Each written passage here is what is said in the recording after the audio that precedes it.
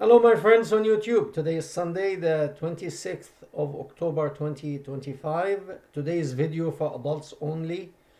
We're going to speak about Quran. So please, if you have people under age, please tell them to leave the room. Thank you. Today's video title supposed to be man, Muslim man, but I cannot call a person like that. What we are going to speak about a man. So I'm going to call it Muslims' male occupation in heaven. And believe it or not, I found out that Muslim men or males will be having an occupation in heaven. I mean, the guy's been working very hard here on earth, invading, conquering, looting, killing, destroying, and raping the women of these men whom they murdered. So apparently the job is not done. They have another occupation. I mean, work. Well, occupation, you can call it work, but anyway, in heaven, after they die, uh, they are going to be working also in the next world. So let's talk about this. I like to study Quran. I read Quran. So I came to a verse in chapter 36, verse 55. I'm going to put it in the description box. And somehow the English translation, it's very dishonest. Let me put it this way. Why dishonest? Because it's very shameful to put exactly what does that mean. However, as I was looking, I found what they call tafasir, which is the proper explanation in Arabic to this verse. I couldn't find it in English. I'm going to put that in the description box. First, I'll put the Quranic verse, and then the explanation, and then the video. The Quranic verse, the translation is nonsense. Don't pay attention to it. But the Arabic, they will put the Quran on top of the page, and the second section by itself, you can copy the whole Arabic, take it to Google Translate, and translate to whatever language you want, because I checked it in Spanish as well as in English, and it is the same, which means translated to deflowering virgin girls. And maybe that is why they are ashamed to put it in any other language. Okay? And rightfully so. If I'm in their place, I would be ashamed too. And even I found a short video on Facebook, and the first person who speaks about this Quranic verse, you can tell, even though I didn't find, normally there are people who explain Quranic verses in English. Somehow I couldn't find any video on YouTube in English that explains that Quranic verse. And you can say, you can tell why. It is very shameful. But I found 4 of these short videos, sometimes you find on Facebook, 4 Muslim clerk explaining. But the first one, even though you may not speak the language, he is kind of ashamed. He has some humanity in him. Until now, he didn't lose all of his humanity. Some did. But he didn't lose the first man didn't lose all of his humanity to this nonsense. So as he is about to explain, you can feel that the words are not coming, but he said, well, this is the religion and I have to, I have no choice. I have to explain. And he said,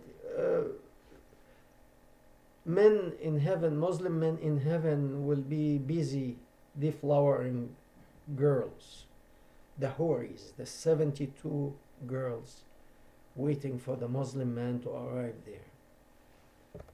So this is very interesting. We're going to talk about this. Take any religion, east, west, north, south, any religion. Let's take, for example, Judaism.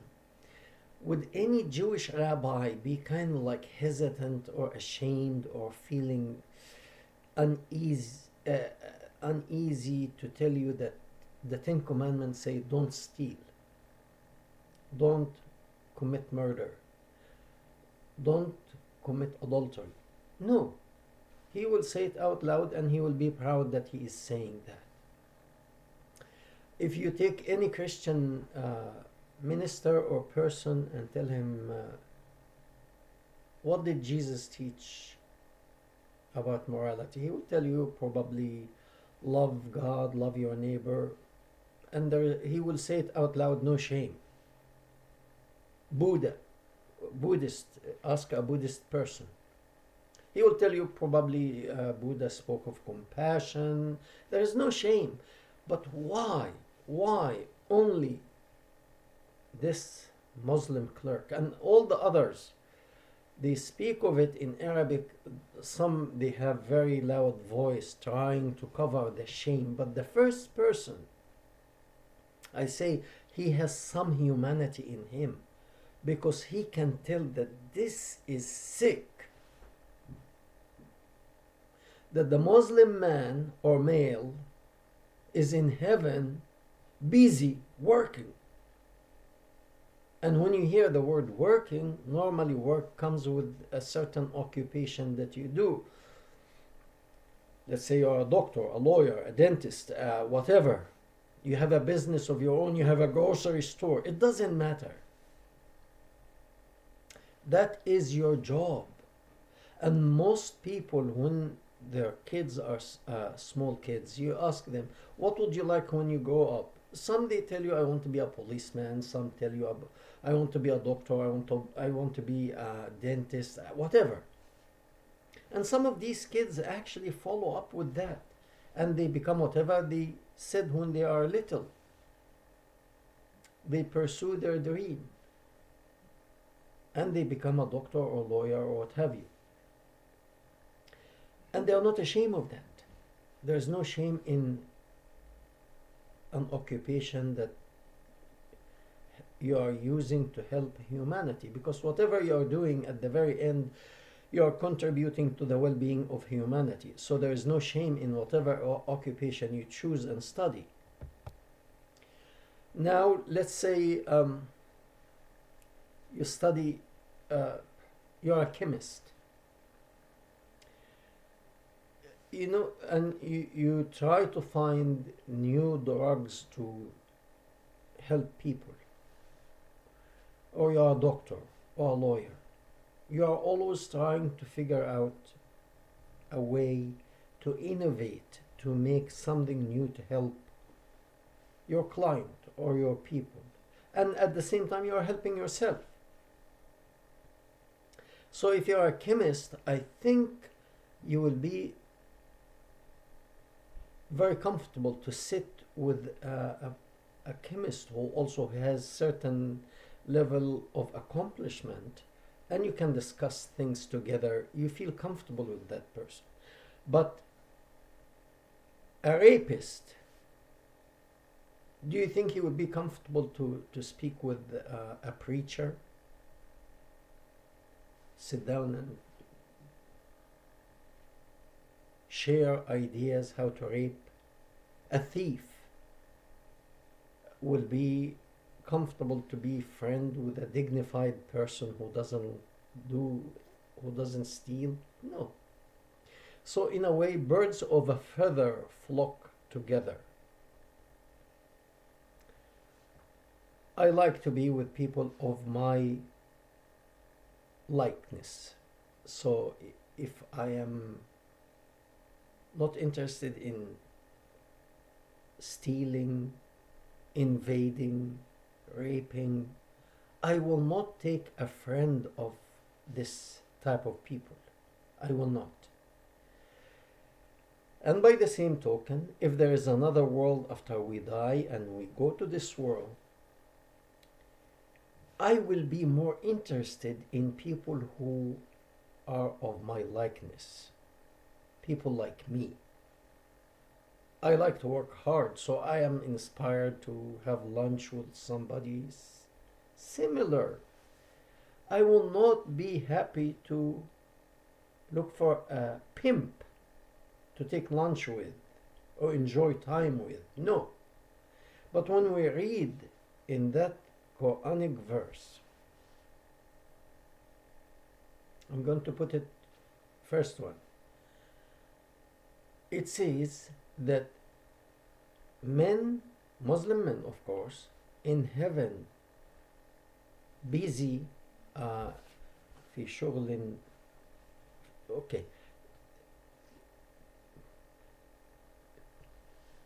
you know, like most religions except Islam, they tell you, let's say Christianity, if you accept Jesus, you go to heaven. You go to heaven.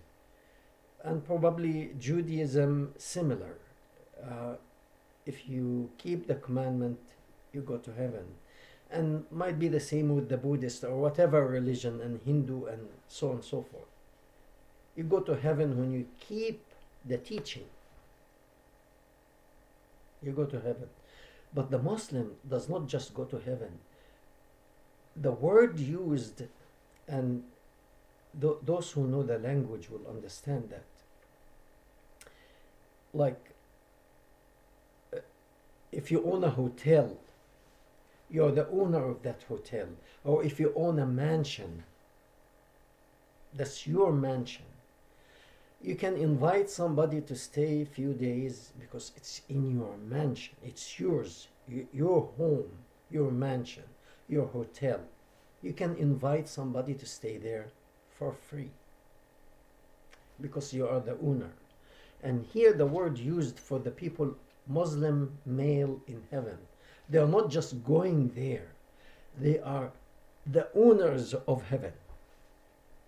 Ashab, meaning they possess heaven. It's theirs. Okay? The owners of heaven will be working with joy. And you try all the translation underneath this verse is nonsense, dishonest. Because when you go to, I'm going to put the real translation, I couldn't find it in English, unfortunately, but it's the last one I put, and it will be in Arabic. The bottom section, you can highlight it, take it to Google Translate from Arabic to any other language, and in the last line, it will tell you the honest translation is to the flower virgin girls. And that's their job. That's their occupation. That's their occupation. All day long, each virgin, you stay with her, the intercourse, 72 years. So, and then once you are done, your wife from earth will bring you the number 2. And I don't know if they give them name or Hori number 1, Hori number 2, Hori number 3, machines. Your wife will bring you number 2. If she has a name or not, it doesn't matter now. We'll find out later. And you start the second 70 years. I don't know why they didn't make it 70. Didn't make it 72. 72 Hori, 72 years intercourse. Anyway, we'll ask God one day when we get there why he made it 70, not 72. But imagine this prophet, his imagination was really. I guess this guy, if he was here these days and we have cinema and videos, and he probably would have been created what do you call this uh, porn company, the best porn company. Okay, if he had been alive in this time and age, he had he would have been the best porn producer. I'm sorry. Now that is the job of the Muslim male or man. Call him or it whatever you want. He's busy for 70 years taking care of the first huri, and his wife sitting watching, because when he's done she has to bring number two. Not only that, all the other believers in an open tent see each other. Each is with his huri, working 70 years each, watching each other. That's, that's why I'm saying if this guy was here, he would produce the best porn company in the world. Okay? And once he's done with that first huri, Allah also has work to do here. Allah is busy also, because all these believers, once each one of them is done, Allah will take this huri who's have been deflowered, and he will seal her again. So when the believer, the Muslim believer, is done with the 72 huri, he will take number one again. His wife will bring him the number one huri again to start working with her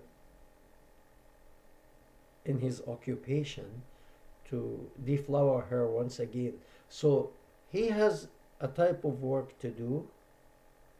His wife on earth has work to do, and the Allah has work to do. Imagine how many believer he has to recycle them. Once it's done, he has to seal her again.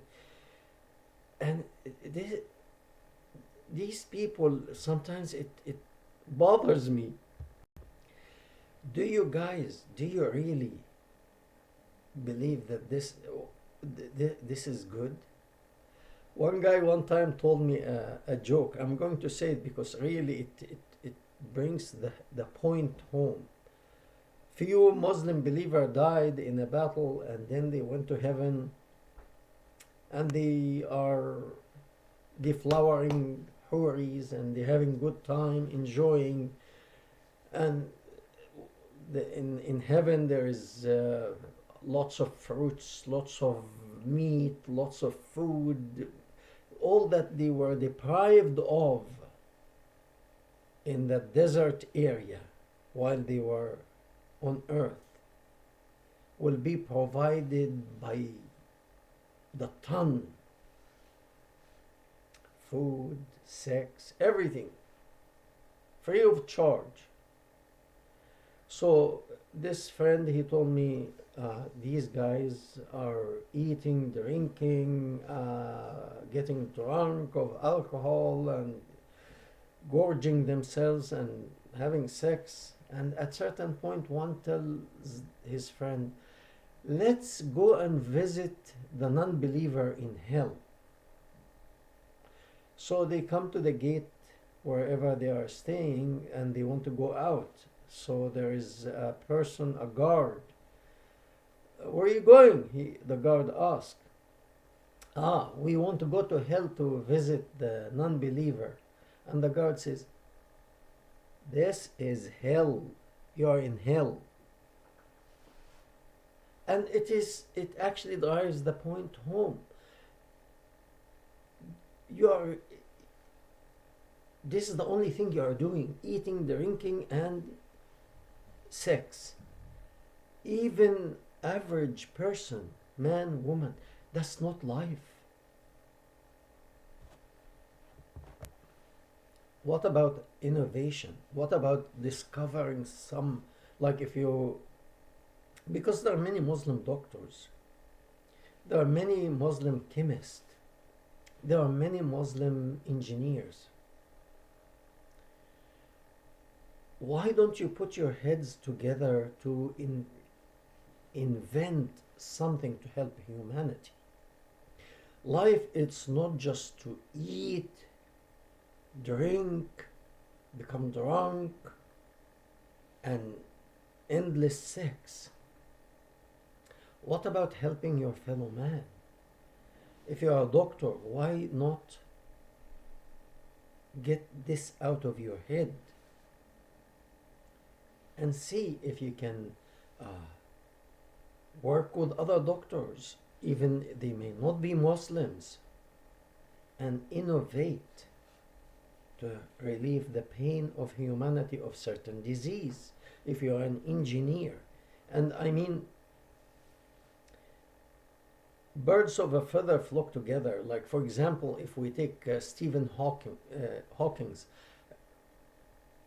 if there is another world and Stephen Hawking's went to this world, who do you think, whom would be one of his friends?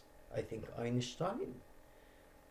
Okay, and if these people think about the universe and about physics and laws of physics, and they come up with a new idea, something they can actually inspire, why would they try to figure something good about the universe to inspire others on earth, to make their life easier, to innovate, whether you are on earth or you believe you go to another world after death? Why don't you work also on helping others, instead of this guy filled your head with invasion, stealing the wealth of others, destroying, killing men, and raping their women and their daughters and their mothers. Instead of doing this atrocity that you call it religion, help others. Find ways to control yourself. I said it many times. The founder couldn't control himself when he saw a Muslim covered woman. He couldn't. And that's a problem. That's a big problem, because if you cannot control yourself and you want to control the whole world, it doesn't work this way. You have to take control of, you have to manage yourself first. You have to control your desires. Your desire should not control you. If your desires control you, you will never go anywhere, because you're out of control. The founder was out of control. And if you follow his teaching, you will be out of control. An out of control person, if you cannot control yourself, how can you control your house, your home, your wife, your spouse, your children? How can you control a country? And you want to control the whole world. Based on what? You people, wake up. Thank you. We hope to hear from you.